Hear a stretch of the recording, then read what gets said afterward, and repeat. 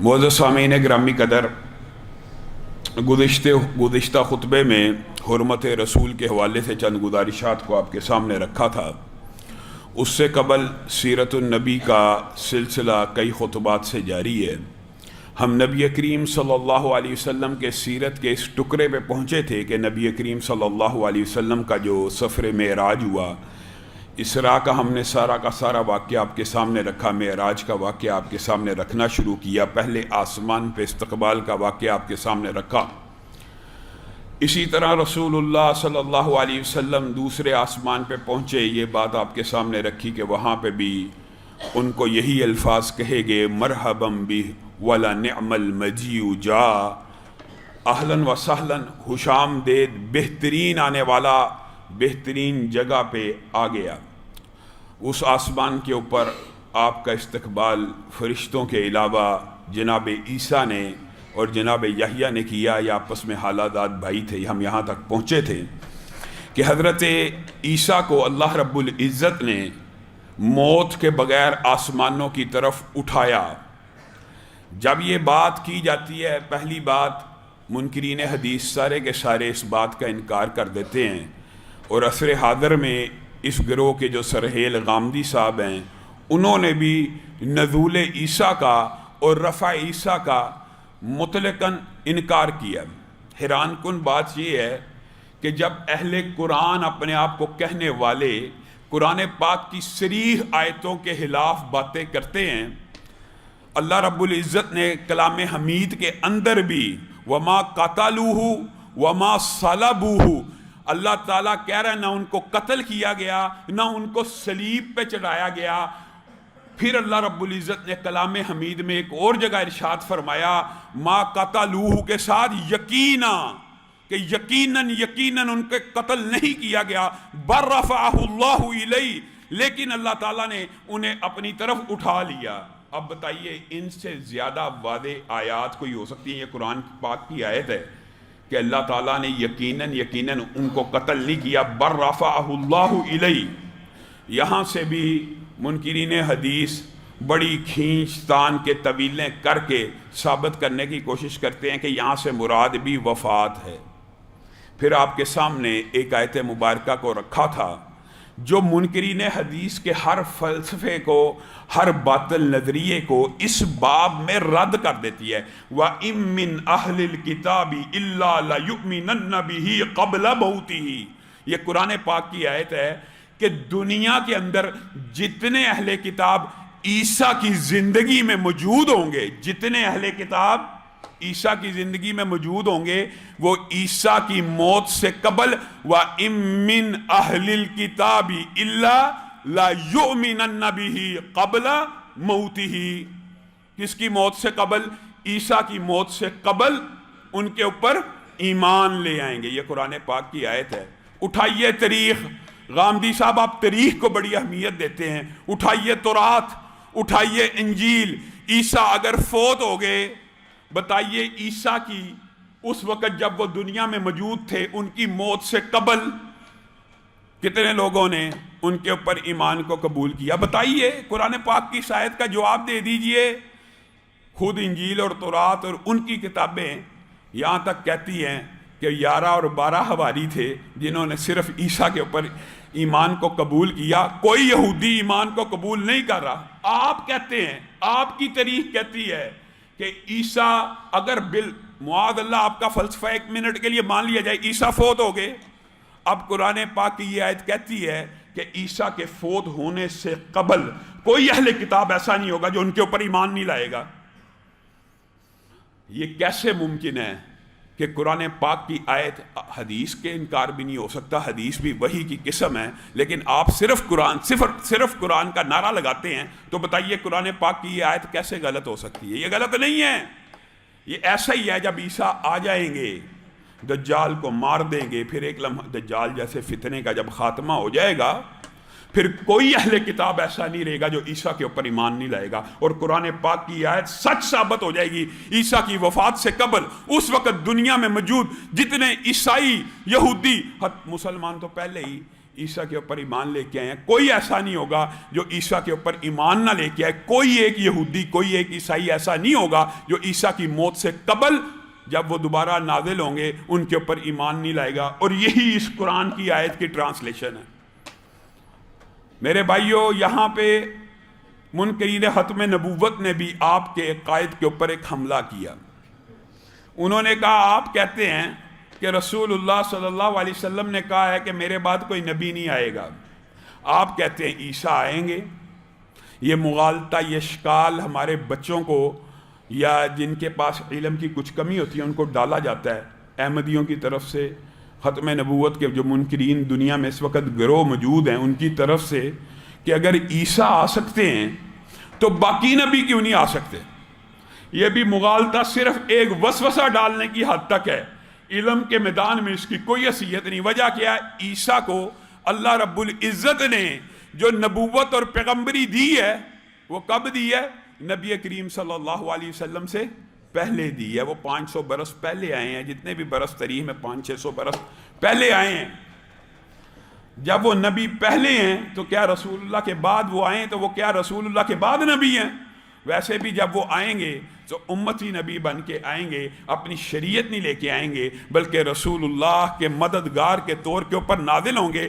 امت کے اوپر رحمت کے طور پہ نازل ہوں گے. امت کے اوپر احسان کے طور پہ نازل ہوں گے. اور اللہ رب العزت نے تقدیر میں ان کے ہاتھوں دجال کی موت لکھی، سارے معاملات لکھ دیے. اس لیے ان کا رسول اللہ کے بعد آ جانا، رسول اللہ کے بعد نبوت ملنا نہیں ہے. قیامت تو قائم ہو سکتی ہے لیکن رسول اللہ کے بعد کوئی نبی نہیں آ سکتا. جو بھی رسول اللہ کے بعد نبوت کا دعویٰ کرے گا وہ دجال بھی ہے، وہ کذاب بھی ہے. یہ رسول اللہ صلی اللہ علیہ وسلم کی احادیث سے ثابت ہے. آگے چلیے. رسول اللہ صلی اللہ علیہ وسلم اسی طرح آسمان کے اوپر ان کا استقبال ہو رہا ہے، اسی طرح ان کی آؤ بگت کی جا رہی ہے. رسول اللہ صلی اللہ علیہ وسلم کو تیسرے آسمان کی طرف اٹھایا گیا. وہاں پہ بھی وہی سوال ہوا، کیا ان کو بلایا گیا ہے؟ جی ہاں، ان کو طلب کیا گیا ہے، ان کو بلایا گیا ہے.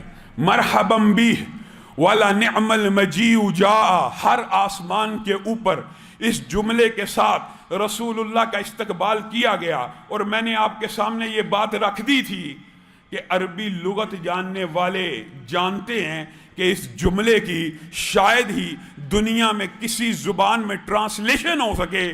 وَلَنِعْمَ الْمَجِيءُ جَاءَ، بہترین آنے والا. یہ جو ہم اردو میں عام فہم آپ کے سامنے ترجمہ کر رہے ہیں، حقیقت میں یہ ترجمہ بھی اس جملے کا حق ادا نہیں کرتا. بہترین آنے والا بہترین جگہ کی طرف آ گیا. دیدہ و دل، فراش راہ، یہ جو ٹرانسلیشن ہے حقیقت میں عربی کے جملے کا مزہ پورا نہیں کرتی، لیکن آپ کو صرف ایک اندازہ دیتی ہے کہ رسول اللہ صلی اللہ علیہ وسلم کی قدر و منزلت زمین پہ نہیں آسمانوں پہ بھی کیسی ہے، فرشتوں میں بھی کیسی ہے، اور برزخ کی زندگی میں بھی کیسی ہے. اس باب کے اندر بہت سے عقیدے کے مسائل بھی محدثین نے بیان کیے ہیں. ان میں سے ایک بات جزوی طور پہ آپ کے سامنے رکھی تھی، اسی بات کو بیان کر کے اپنی بات کو آگے بڑھاؤں گا. میرے بھائیوں، عام نے ایک آدمی مر جائے، کوئی بھی بندہ مر جائے، جیسے ہی ادھر سے آنکھ بند ہوتی ہے، قبر میں ڈال دیا جاتا ہے، تو آنکھ ایک نئی دنیا میں کھل جاتی ہے جس کو کیا کہتے ہیں؟ عالم برزخ. کافر ہو، فاسق ہو، فاجر ہو، ہر بندے کو عالم برزخ میں زندگی ملتی ہے. مومن ہو اس کو بھی ملتی ہے، متقی ہو اس کو بھی ملتی ہے، شہید، صدیق، نبی، اولیاء کو عالم برزخ میں زندگی ملتی ہے. جو برے لوگ ہیں ان کا عالم برزخ ان کے اعمال کے مطابق کسی کا پاتال کی گہرائی میں، کسی کا 7 زمینوں کے نیچے، کسی کا سجین میں، کسی کا اللہ کے قید خانے میں، کسی کا آگ کے انگاروں پہ، وغیرہ وغیرہ. یہ احادیث آپ نے پڑھی ہوئی. اور نیک اور متقی لوگوں کے ساتھ اللہ رب العزت ان کے اعمال کے مطابق برزخی زندگی عطا کرتے ہیں. جو عام نیک اور متقی لوگ ہوتے ہیں ان کے بارے میں حدیث میں یہ عقیدہ ملتا ہے کہ نم کا نومت العروس، ان کو اللہ رب العزت اتنی عمدہ برزخی زندگی عنایت کرتے ہیں کہ قبر میں ان کو کہہ دیا جاتا ہے کہ تمہارا بچھونا اور بستر جنت سے آ گیا ہے، تم قیامت کی صبح تک اس کے اوپر آرام سے سو جاؤ۔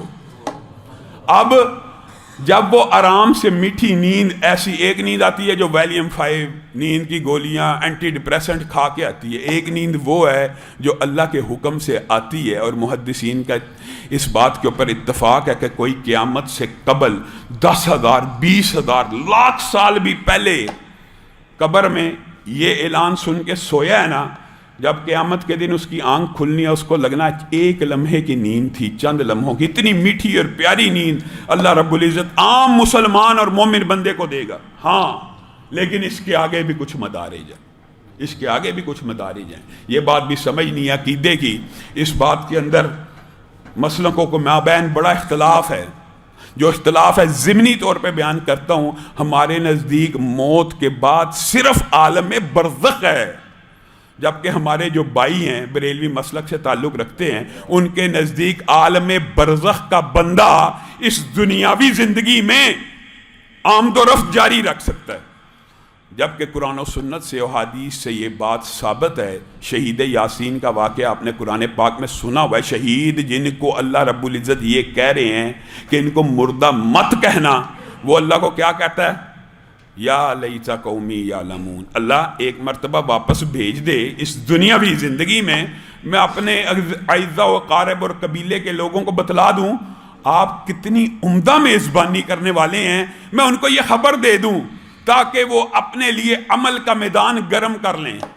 اللہ رب العزت نے جواب میں کیا کہا؟ یہ میری سنت نہیں کہ جو برزخ کی زندگی میں آ جائے اس کو دنیاوی زندگی میں بھیجا جائے، یہ اللہ کی سنت کے بھی خلاف ہے۔ اگر شہید کو اللہ تعالیٰ نہیں بھیج رہا تو برزخ کی زندگی سے دنیاوی زندگی میں آمد و رفت، یہ عقیدہ قرآن و سنت کے خلاف ہے۔ اور جو معجزے کا باب ہے، رسول اللہ صلی اللہ علیہ وسلم کے اقصیٰ جاتے وقت سارے انبیاء کو نازل کیا گیا، یہ بات آپ کے سامنے پہلے رکھی تھی۔ جو معجزات کے باب ہوتے ہیں وہ دلائل نہیں ہوتے۔ مثلا عیسیٰ بن باپ کے پیدا ہوئے معجزہ ہے، اس معجزے کو دلیل نہیں بنایا جا سکتا کہ اب پھر کوئی بن باپ کے پیدا ہوا، ایک بندہ کلیم کرے میں بن باپ کے پیدا ہوا، نہیں مانا جائے گا۔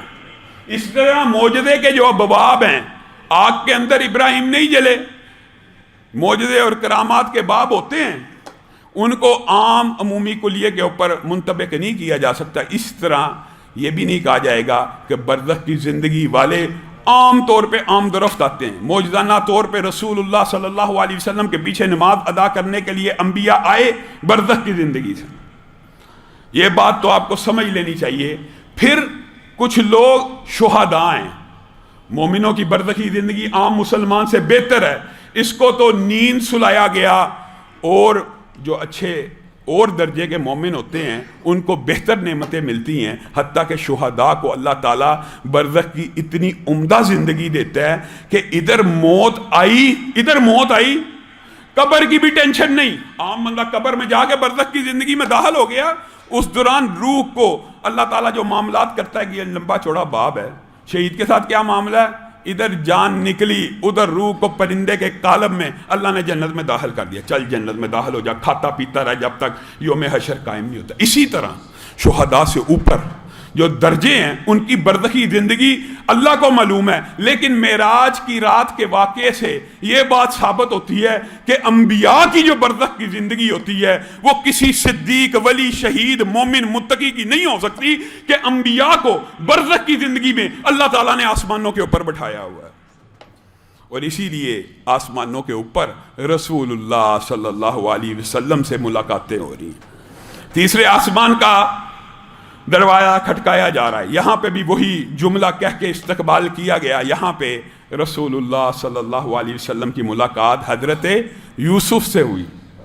رسول اللہ صلی اللہ علیہ وسلم نے آپ کو اور مجھے بتلایا، میں نے یوسف، سورہ یوسف آپ کو پتہ، مسلمان پڑھتے بھی ہیں، ان کے حسن کا تذکرہ بھی موجود ہے کہ اتنے خوبصورت تھے، عورتوں نے نظر کو اٹھایا، چہرے پہ ٹک گئی اور چہرے سے ہٹ نہ سکی، اتنے خوبصورت ہیں، انگلیاں کٹ گئیں۔ تو رسول اللہ صلی اللہ علیہ وسلم ان کے حسن کی ایک بات بیان کر کے واقعہ معراج کی رات کے آمد کے اوپر بھی یہ بات بیان کرتے ہیں، میں نے یوسف کو دیکھا، یوسف اتنے خوبصورت تھے کہ گویا آدھی دنیا کا حسن انہیں عطا کر دیا گیا، رسول اللہ کہہ رہے ہیں۔ اور میرے بھائیوں، یہاں پہ محدثین نے بڑے بڑے عمدہ باب بیان کیے، میں نے آپ کو پہلے بھی کہا تھا جو واقعہ معراج تفصیل سے پڑھنا چاہتا ہے وہ پڑھے، ایک ایک لمحے کے اوپر رہنمائی موجود ہے کہ استقبال کیوں ہو رہا ہے، استقبال کرنے والے یہ چند نبی کیوں ہیں، جب پوری زمین کے اوپر سارے نبیوں کو اتارا گیا تھا تو آسمان کے اوپر سارے نبیوں سے ملاقات کیوں نہیں ہوئی؟ ان سارے سوالات کے جواب علماء نے واقعہ معراج کی تفصیلات میں دے دیے ہیں۔ یہاں پہ محدثین نے کچھ باب بندے ہیں، ان میں سے ایک بات دو باتیں کر کے اپنی بات کو آگے بڑھاؤں گا کہ بے شک رسول اللہ صلی اللہ علیہ وسلم نے اپنے بھائی کی یہ تکریم کی، عزت کی اور کہہ دیا کہ یوسف ایسے ہیں جیسے آدھی دنیا کا حسن انہیں عطا کر دیا گیا ہے، لیکن حقیقت میں رسول اللہ صلی اللہ علیہ وسلم کا ظاہر بھی یوسف سے اعلیٰ تھا، ظاہر بھی یوسف سے خوبصورت تھا۔ بتائیے دنیاوی تاریخ کے اندر کوئی ایسا انسان گزرا ہے کہ جس کے اخلاق کی بات تو ہو، ایمان کی، اعمال کی بات تو ہو، لیکن بتائیے کوئی ایسا بھی گزرا ہے کہ جس کو صرف دیکھا ہو اور دیکھ کے کہا ہو کہ میں نے اس جیسا چہرہ نہیں دیکھا، میں اسلام کو قبول کرتا ہوں؟ کون ہے یہ؟ صرف نبی کریم صلی اللہ علیہ وسلم ہے کہ ایک عربی شاعر نے نبی کے چہرے کو دیکھا اور دیکھ کے دھنگ رہ گیا اور دل سے کتنا خوبصورت عربی شعر کہا جس کی ٹرانسلیشن یہ ہے، اللہ کی قسم یہ روشن اور چمکدار چہرہ کبھی جھوٹا نہیں ہو سکتا۔ پھر اسی بات کو سمامہ والی حدیث کے اندر ذرا غور کیجئے، پلر سے باندھا ہوا لمبا چوڑا واقعہ، علامہ شہید اس کو بڑی عمدگی سے بیان کیا کرتے تھے۔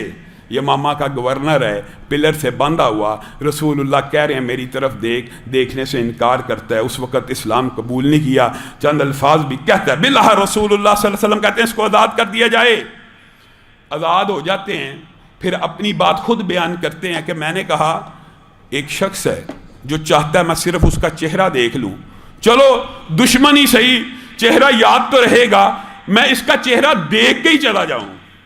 کہتے ہیں رسول اللہ کے چہرے کے اوپر نظر پڑی، دوسری نظر جھک گئی، اب آنکھیں نیچے کر کے مجھے تو آزاد کر دیا گیا ہے، میں مدینہ کی سرحدوں کی طرف بھاگ رہا ہوں، دوڑ رہا ہوں تیزی سے کہ نکلوں، مجھے آزاد کر دیا گیا ہے۔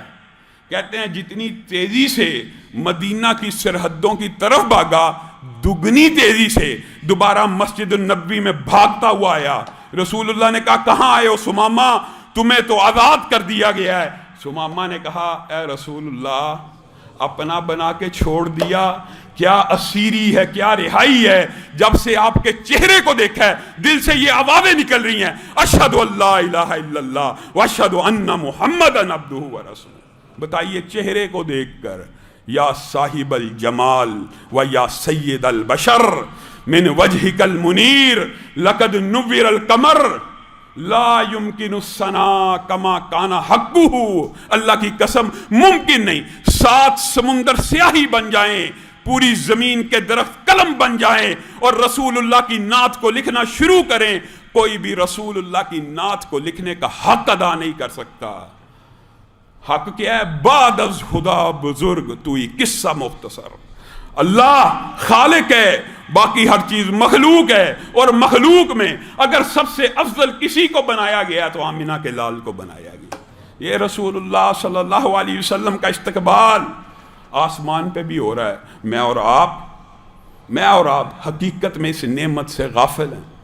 اللہ تعالیٰ رسول اللہ کی بعثت کو، رسول اللہ کے بھیجنے کو ایک نعمت کہتا ہے قرآن پاک میں، بلکہ نعمت سے بھی بڑی بات اللہ نے کیا کی ہے؟ لقد من اللہ، اللہ تعالیٰ احسان کہتا ہے، تیرے اور میرے اوپر احسان ہے کہ اللہ نے رسول اللہ کو بھیجا۔ ہم جیسا احسان فراموش بھی کوئی نہیں ہوگا کہ رسول اللہ کو بھیجنا اللہ کا احسان ہے۔ ہم نے اس احسان کی کیا قدر کی ہے؟ احسان فراموشی کی ہے۔ رسول اللہ کو دین کو غالب کرنے کے لیے بھیجا گیا، ہمیں یہ پڑھایا جاتا ہے دین کو غالب کرنے کی بات مت کیجیے، عالمی استعمار حرکت میں آ جائے گا۔ ڈنڈا چل جائے گا، گرفتاریاں ہو جائیں گی۔ رسول اللہ آئے دین کو قائم کرنے کے لیے، انفرادی طور پہ بھی اور معاشرے میں اندر بھی۔ میرے بھائیوں، اللہ کی قسم، دین غالب آنے کے لیے آسمان سے نازل ہوا ہے۔ یہ آپ کی اور میری کوتاہیاں ہیں کہ آج ہم پوری دنیا میں مغلوب ہیں۔ یہ آپ کی اور میری کوتاہیاں ہیں، یہ آپ کی اور میری کوتاہیاں ہیں۔ ہم تو 5 وقت جو انفرادی سطح کے اوپر بھی اسلام قائم کرنا ہے، اس کے اوپر پورے نہیں اترتے۔ 5 وقت ان ٹائم نماز پڑھنا، جو پڑھ لے اپنے آپ کو بہت بڑا ولی اللہ سمجھتا ہے۔ جو باتیں فرض ہیں وہ قائم کر کے بھی ہم اپنے آپ کو اولیاء اللہ میں شمار کرتے ہیں۔ اور اللہ رب العزت نے رسول اللہ کو بھیج کو جو احسان کیا وہ یہ ہے کہ زمین اللہ کی ہے، نظام اللہ کا چلے گا۔ آپ نظام کی بات کریں گے پوری دنیا آپ کے خلاف ہو جائے گی۔ آپ ذکر اذکار کرتے رہیں، کسی کو کوئی تکلیف نہیں۔ رسول اللہ صلی اللہ علیہ وسلم آگے بڑھے، 4تھے آسمان کے اوپر آپ کا اسی طرح استقبال کیا گیا۔ جناب ادریس سے ملاقات ہوئی، 5ویں آسمان کی طرف گئے، جناب ہارون سے ملاقات ہوئی۔ میرے بھائیوں، حضرت ہارون حضرت موسیٰ کے سگے بھائی بھی ہیں، اور آپ عالم برزخ میں یہ جو انبیاء کی ترتیب ہے اس حوالے سے بھی محدثین نے بہت ساری باتیں لکھی ہیں۔ آپ یہ دیکھیں کہ عالم برزخ میں اس بھیا ہارون کی جگہ بھی برزخ میں 5ویں آسمان کے اوپر ہے۔ اسی لیے محدثین نے یہ بات لکھ دی۔ یہ بات کر کے میں اپنی بات کو آگے بڑھاؤں گا تاکہ تیزی سے اس واقعے کے دیگر جزیات کی طرف بڑھا جائے۔ کیا لکھا کہ دنیا کے سارے بھائیوں کے احسان جمع کر لیے جائیں۔ احسانات ایک بھائی کا دوسرے بھائی پہ، آدم سے لے کے قیامت تک کے بھائی، انہوں نے اپنے اپنے بھائیوں پہ جو احسانات کیے، کسی نے خرچہ اٹھایا، کسی نے روزی کا بندوبست کیا، کسی نے شادی کروائی وغیرہ، کسی نے علاج معالجہ کرایا، کوئی اس کے لیے لڑا، کسی نے قتل کا بدلہ لیا وغیرہ۔ یہ سارے احسانات جمع کر لیے جائیں ایک طرف، اور ایک پلڑے میں موسیٰ کا اپنے بھائی کے اوپر جو احسان ہے وہ جمع کر لیا جائے، تو موسیٰ کے احسان کا پلڑا بھاری ہو جائے گا کہ موسیٰ نے اللہ رب العزت سے اپنے بھائی کے لیے کیا مانگ لیا۔ ہم اپنے بھائی کے لیے مانگ لیتے ہیں فراخ دل ہو نا، کھلے دل والے ہوں، اللہ جو مجھے دیتا ہے میرے بھائی کو بھی دے دے۔ یہ بڑی بات سمجھی جاتی ہے معاشرے میں آج، اپنے بھائی کے لیے وہی دعائیں کرنا جس کے لیے اپنے لیے دعا کر رہا ہے۔ اور موسیٰ کی قربان جائیں، یہ انبیاء کا ظرف ہوتا ہے، یہ انبیاء کا اخلاق ہوتا ہے۔ موسیٰ نے اللہ کے سامنے کیا ہاتھوں کو پھیلا لیا، ہارون اخی، اللہ یہ ہارون میرا بھائی ہے، اس کے سر کے اوپر بھی نبوت کے تاج کو رکھ دے۔ کسی بھائی نے اپنے بھائی کے لیے اس سے عمدہ کیا دعا کی ہوگی، اللہ میرے بھائی کو نبی بنا دے۔ اور اللہ تعالیٰ بھی رحم کا ایسا عمدہ ایک یہ نمونہ ہے، اللہ تعالیٰ کہتے ہیں جا موسیٰ، تیرے دل کو ٹھنڈا کیا، تیرے ہاتھوں کو ہارون کے ساتھ مضبوط کیا اور ہارون کو بھی نبی بنا دیا۔ یہ اتنا بڑا احسان ہے ایک بھائی کا کہ اخوت کے اندر دنیا کی تاریخ میں اس سے عمدہ کوئی مثال نہیں ملتی۔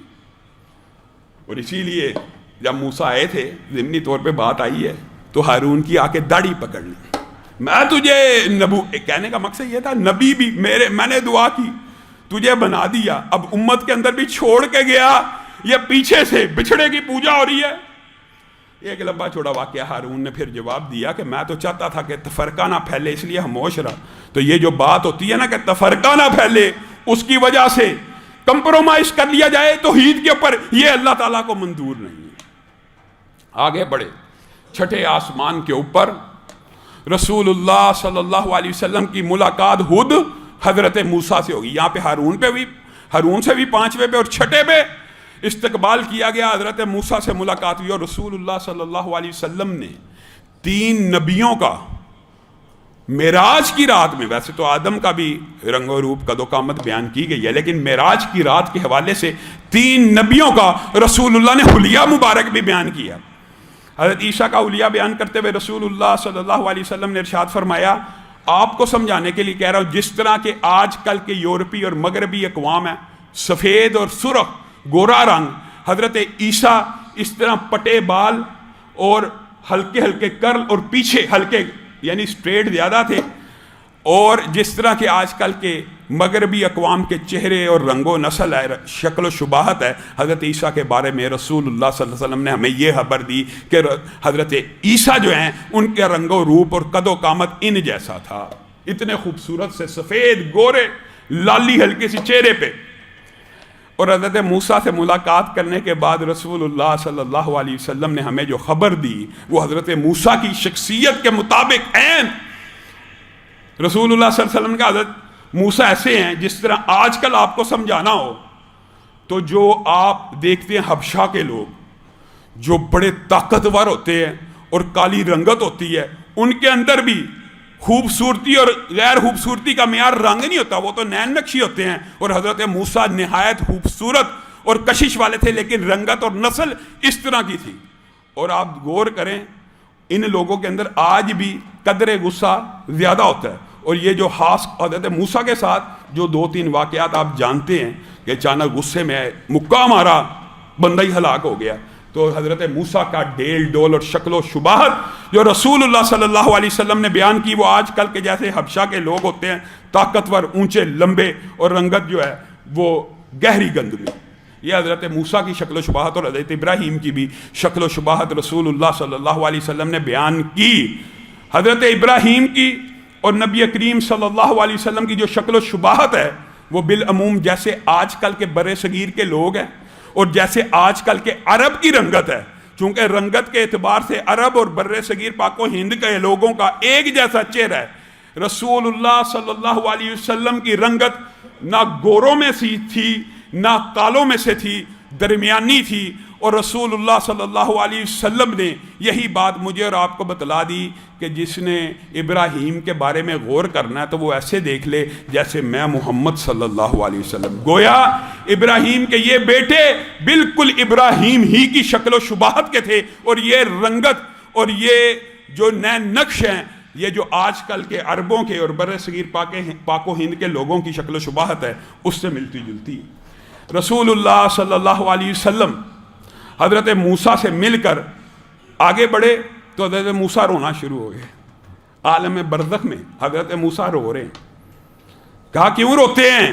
نبی کریم یہ بات سن رہے ہیں کہ اتنے بڑے پیغمبر رسول سے ملاقات ہوئی ہے۔ نہیں اس لیے نہیں روتا اس لیے ہوں کہ میرے بعد ایک نوجوان اور خوبرو کو نبی بنایا گیا ہے، اور اس کی امت کے بارے میں مجھے اطلاع دی گئی ہے کہ تیری امت سے کئی گنا زیادہ جنت میں داخل ہوگی۔ میں اس بات پہ روتا ہوں کہ میں موسیٰ جتنے اسٹرگل کی، محنت کی، میری امت چھوٹی مقدار میں داخل ہوگی، اور یہ میرے بھائی اور نوجوان کی امت میری امت سے زیادہ جنت میں داخل ہوگی۔ یہ آپ کے اور میرے لیے خوشخبری کی بات ہے کہ یہودیوں کی ساری امتوں سے کئی گنا زیادہ مسلمان کل قیامت کے دن جنت میں داخل ہوں گے۔